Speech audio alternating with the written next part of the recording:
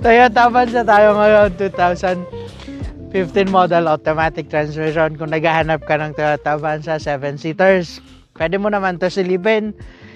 May mga konting touch up lang tayo dito na gagawin. Like this one, medyo yellowish na siya. So, papalinis lang natin to kung sakali. Ito pa yung mga una-unang look pa. 2014 siguro to. 2014 na Toyota Avanza. Kasi ganito pa yung look niya eh. Pero parang nag-change siya yata. Ito 2016 or 2017. Anyway, confirm natin yan. Exterior for this one, medyo kailangan lang ng konting detailing. Medyo kailangan din siya i-buff. Pero, yan o, mga watermarks na rin. So, kailangan lang din yan linisin. This one, hanggang dito. Tapos, wala naman siya mga major dents and scratches. Paikot, malinis naman po siya. Yung tint lang din, medyo palitan na. Yan o. Okay, mabango ang loob niya. Sige. Then, tires niya. Lahat. Ang ganda ng tires nito.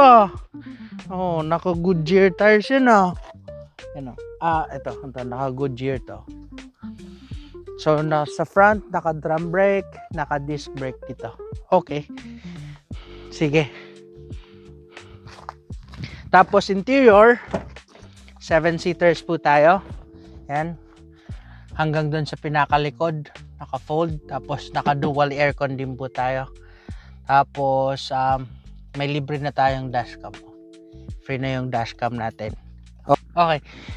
Things niya, okay pa naman. Wala naman siya mga damages. Wala naman mga punit.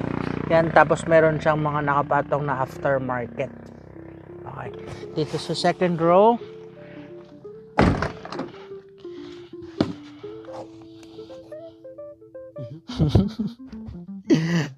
yan o. So far okay pa naman siya. Ito lang o. Common na sakit to sa Avanza. May mga parang nakailang beses na ito yung Avanza. Talagang damage na to. Kasi nilalagyan nila dyan ng wire. Yan. Anyway, tapos dito, yan, papunta sa pinakalikod. Yan. So kasya dito 2 at hanggang 3 kaya dito. 3, 6, 7, 8. Yan. So, eto, mamamaximize mo talaga to kasi wala siyang hati sa gitna. Ang iba kasi talagang may ano to, center liner, may space sa gitna.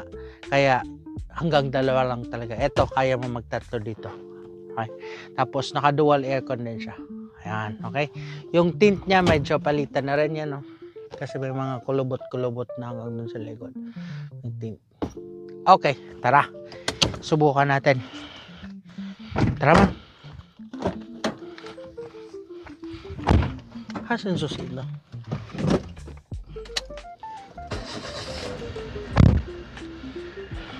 Ano kaya ito?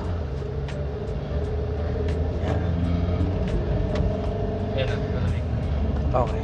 So, itong Toyota Avanza na to, this is 1.3 gasoline engine. Dual VVTi. Pero ito kahit naka 1.3 ka, ang lakas din ng power niya pataas. Kahit loaded yung Avanza. Although kapag loaded siya, medyo mararamdaman mo talaga yung bigat. Medyo mabibitin. Pero kayang-kaya din naman. Actually, mas powerful pa siya kumpara sa ano eh. Kung i-compare mo sa ibang mga 1.3.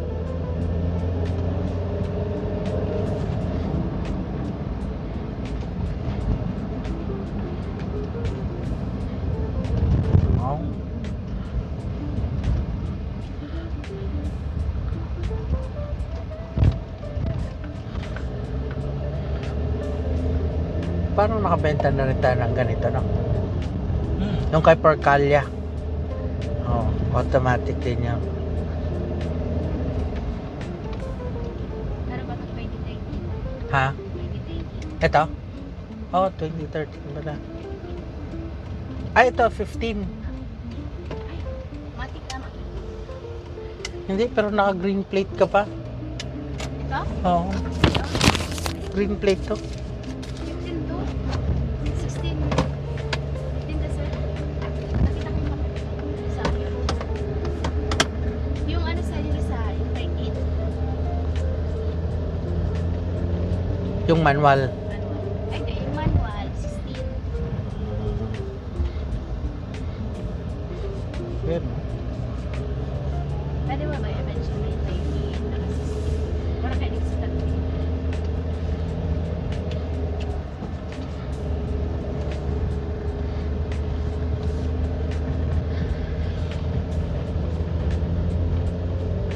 yan. So, kung naghahanap kayo dyan ng mga pampamilya, 7-seaters, automatic, pwede nyo ito i-consider na Toyota Avanza.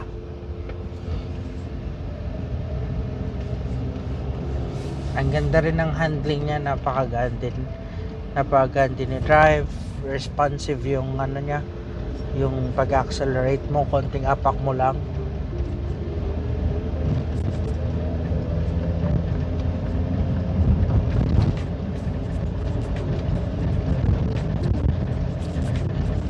Wala naman siyang kalampag sa pangilalim, pero may mga maririnig ka mga konting mga vibration, which is sa body na siguro yan. Siyempre sa katagalan din ng sasakyan.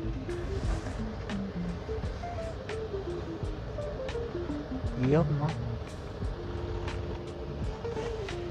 Controls.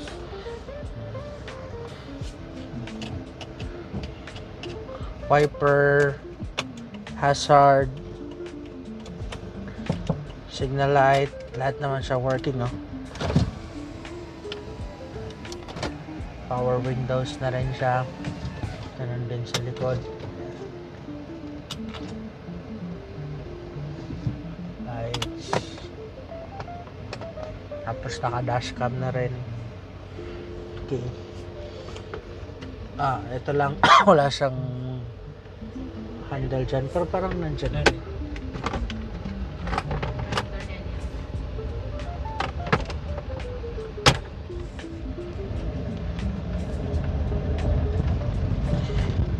Asking price for this one is 480,000, so negotiable pa naman yan. Pwede nyo muna silipin yung sasakyan. Pag nasilip yung sasakyan, saka natin pag-usapan yung final price for this one. Pwede siya sa cash, syempre pwede din po siya sa financing. So pag magti-test drive ka, tapos plan nyo mag-financing, dalhin nyo na po yung requirements nyo para at least dire-diretso tayo, mag-fill out na rin po kayo diretso ng form para after a week approve ka agad. Mabilisan lang. Di ba? Okay. So if ever interested, tawag na lang para ma-discuss namin sa inyong process. Thank you and keep safe.